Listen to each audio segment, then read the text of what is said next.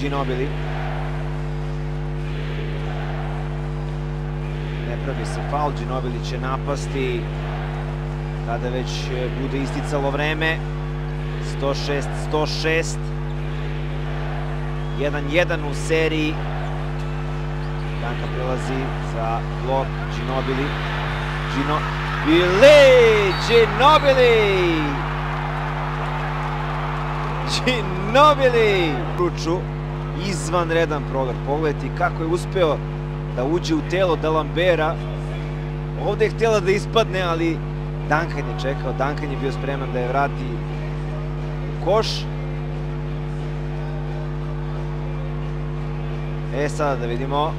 Sekund i po ima do kraja. To je vreme dovoljno da se uputi dobar jedan šut. Pogledajte, Ellis je ostao sam. Carter za 3 poena. Carter! Pogodio je Vince Carter!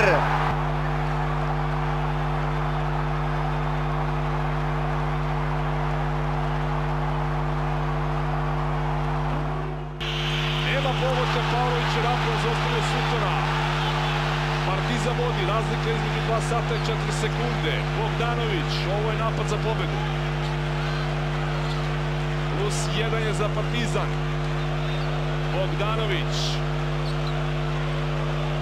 Bogdanović, Tepić, prolazi vreme.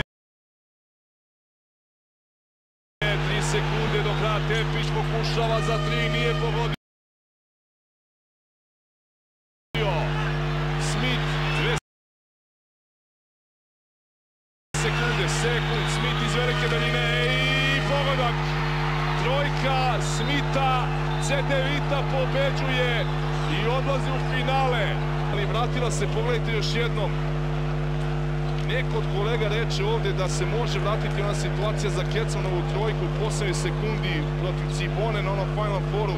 Pogledajte koliko je plesala ta lopta po obruču i upala na kraju i to je da vidimo da li trojka, da, trojka Smitha, šut iz koraka. Priznat pogodak, 70, 9,78.